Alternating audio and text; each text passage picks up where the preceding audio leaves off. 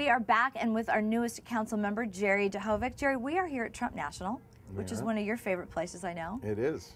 Are you a golfer?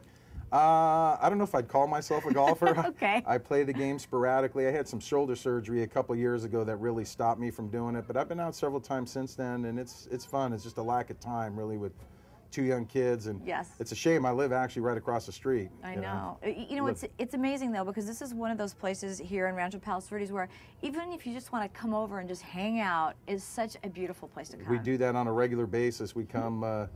My daughters like to eat breakfast here. That's we come great. for brunch. We actually do quite a bit of walking the beach below, and it's great. It's just the trails are excellent. They really do a first-class job here. They absolutely do. Yeah. Jerry, we're going to go back a little bit.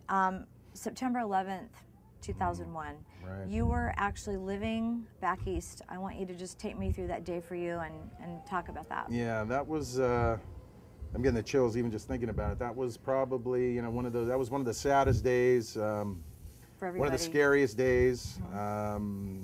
It was. My office was literally 300 yards. You have the Hudson River, you had the Twin Towers, and I was directly across on the New Jersey side, right across the Hudson River, and I had a corner office on the 7th floor, and had windows on both sides. And that morning, we came in, I was at work, it was a normal day, and I didn't actually see either plane come in, but somebody, yelled that the Twin Towers was on fire, one of the towers was hit, and nobody really knew what was going on. And we walked and stood and looked at it from the glass for a little bit, and we had a large business to run, so you looked at it from the perspective, oh wow, look what happened, and they'll get it under control.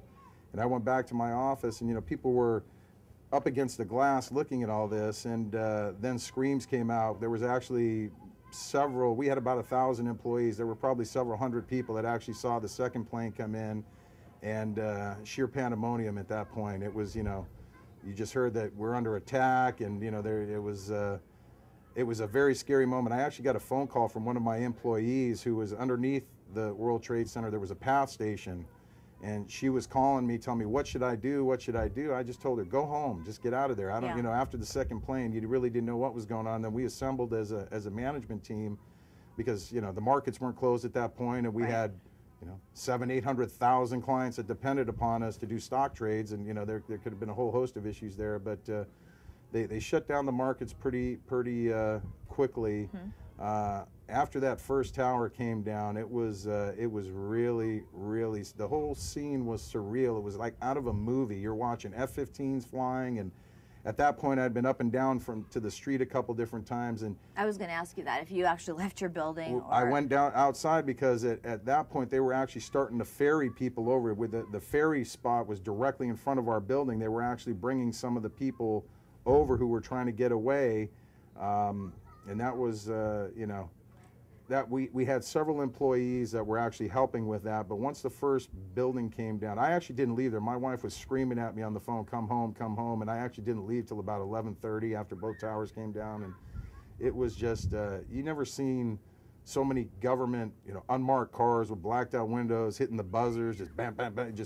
It was people standing on the hoods of their car filming, people crying, screaming. It was just, again, I'm getting very, that was a bad day. It was, and I think that it's the kind of moment that when you see it on television is one thing. To actually be there and to see it and to know the magnitude of the towers and even the unity, though, of the people, I think, in New York and in the surrounding areas. Let me tell you, that didn't mean to cut you off, but that day, when I ultimately did leave, you saw people asking people for rides to get out of there, and people jump in, let's just get out of here, because they were talking about the tunnels blowing up.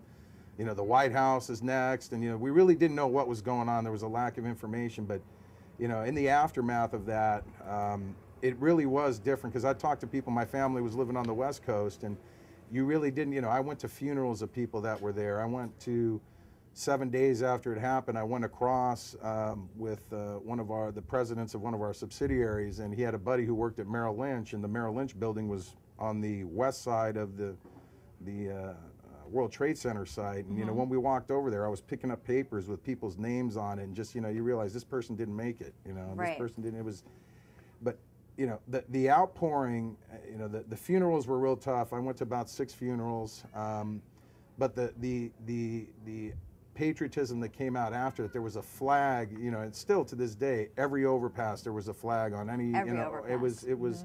The people really, you know, people talk about New Yorkers, but that they really came together and they showed what America is about, you know. Now, have you seen the new building that is being constructed now?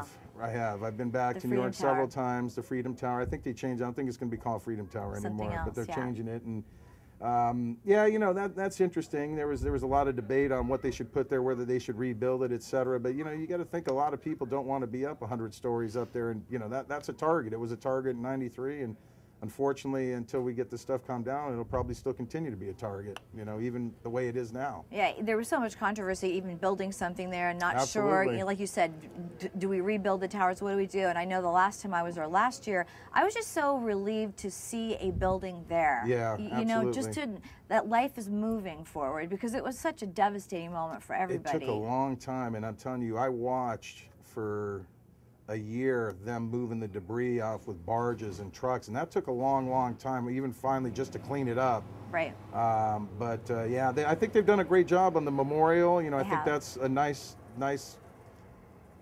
memory of the people that passed there, and they've done a class job there. But I also think they're having some trouble just, you know, filling up the buildings down there too, is my understanding. So right. I wish them the best of luck, and you know, my heart goes out to those families, and you know, I think we as a country learned a lot, and I think we came together as a country. It's 10 years plus, and you know, a lot of people still feel it. Yeah, for sure. And I think that they should always remember, of course. Never forget it. Absolutely. And you know, there's that debate about people saying, you know, don't play this stuff on TV, don't bring it back up, let's move on. And you know, you really got to think about that. It's part of our history. That's right. Yeah, absolutely. Now, Jerry, you've been kind of all over the place, lived all over. Did you enjoy the East Coast? You know, I really did. I really loved it. We had almost 3 acres. My front lawn was a manicured acre of grass, and that was pretty meticulous. It was very nice.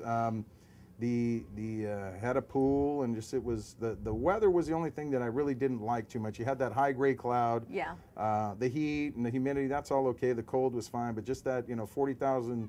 I'll give you a little story. I don't think I ever told you this. They had a commercial there. They call Connecticut, New York, and New Jersey the tri-state area. Sure. Yep.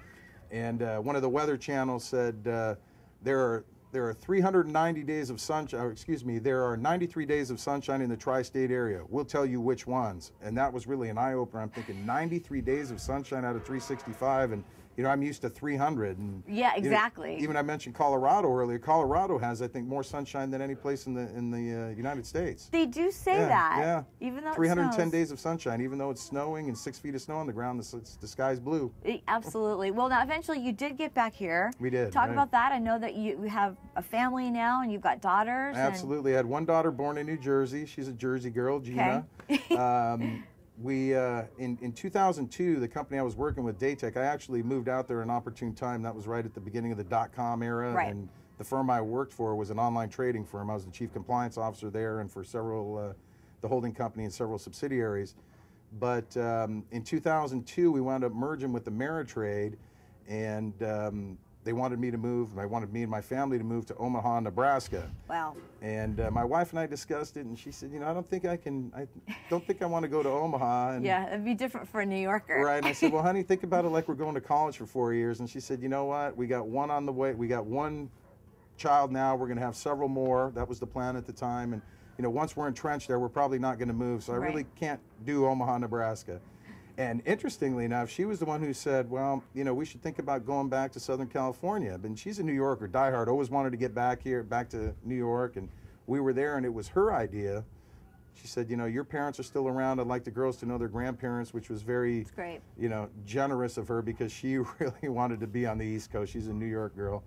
And so I said, of course, honey, that sounds great to me. So after about a year, once the merger buttoned up in late 2003, we wound up buying this house across the street from Trump in 2003. She never saw it. I bought it without her seeing it. That's pretty amazing right there. That's another story. Yeah. And it wound up working out great, because our pediatrician lives across the street, and my wife loves it. The views are spectacular. And you did a good job. Thank you. Yeah. But we wound up coming back in late 2003, and been here ever since. And we actually pretty much have decided a long time ago we're not going anywhere. This is it. It's kind of hard to leave when you look outside and see a view like this, isn't it? Every day. Yeah. There was, you know, when the flag issue came up, I went and actually spoke at it, and at one of the hearings, I said, the only problem I have is I can't see the flag out of there's only one window in my house that I can't see the ocean out of, so. Wow. Yeah. It's not bad seeing the flag, though, either. No, I love the good. flag. That was Me my too. point. He said, the only problem I have is I can't see it from every window in my house. Yes. So. And your daughters are into sports. Talk about that.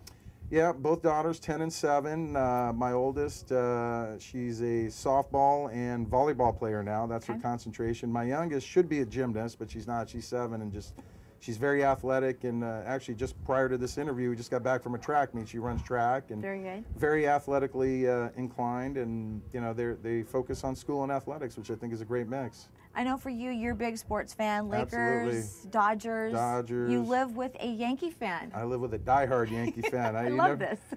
I don't think I've known another female, maybe I have to talk to you a little bit more, who knows more. She watches every Yankee game on TV. Yes. Every game, knows what's going on, knows the pitchers, critiques what's going on, and you know, by default, I'm also a Yankee fan. You know, I'm a Dodger fan. I grew up with the Dodgers in the heyday with, you know, Yeager, Garvey, Loves, that whole era, but you know, I'm not a hater in general. I'm an LA sports fan. That's good. So, yeah. Now, do you go out to Angel games so you can see the Yankees play? Okay. My office right now is right next to Anaheim Stadium. Oh, so yeah, well. I can literally walk 500 feet and I'm in the stadium. It's right there. That's pretty cool. And they got an exciting year coming up. They do. Yeah. They do. You'll have to get out there and see the rivalry and see how it's going to all shake out this year. Absolutely. For sure. Since you've been on council, it's just been a very short time. Right. What sort of made you want to run for the seat? You know, I kind of said this on the campaign trail. Couple different things. I really do love this city. I think it's a, you know, really I've been a lot of places, both around the United States, probably more so than most, and even internationally. And I think this is one of the finest cities in the world when you really take everything into consideration. And I really believe that, and that's just not, you know, saying that. So. And you really have been all over. So I mean, you could have really picked anywhere probably to Absolutely. live. Yeah. Absolutely. And you know, my father was very involved in a lot of different things, and he instilled in me and my sisters the ideal of service. He was involved with the Croatian independence movement and that whole thing going on in the Balkans, and civic organizations and the charitable organizations. So he not only talked it, he lived it. And I saw that as a very young child too. I was always involved in student government or captain of the football team, president of the school, whatever it might be. So I was always in some sort of leadership role. And I talked with my wife. I'm pretty busy in general, very busy. even, you know, with kids and work. And you know, we talked about it. And I think that the real decision came down, if my family supported me in this decision, I think that I had something to offer to the city with, you know, my military background, my education, and 24 years of business experience in the compliance and securities area. I thought that, and I guess the people thought that I did too. Well, you know, I think it's very easy to see why people connect with you. You know, thank you. Yeah, I think so. You're very warm, you're friendly, you're open. And I think when people first meet people, there is that feeling of, well, I'm not really sure about this person, or, oh, I really like you. Right, you right. know? That's so true. That is true. That's a good thing. It's a Yeah, very good thing. I Well, appreciate Jerry, that. Thank you. No, you're welcome. It's a Saturday. It is. You're spending some time with us. Thank you so much for doing so. My pleasure. We will see you again very soon. And a very special thank you to Jerry Duhovic for spending some time with us today. And of course, thank you for watching. I'm Maria Sorreo, and I'll see you next time on City Talk.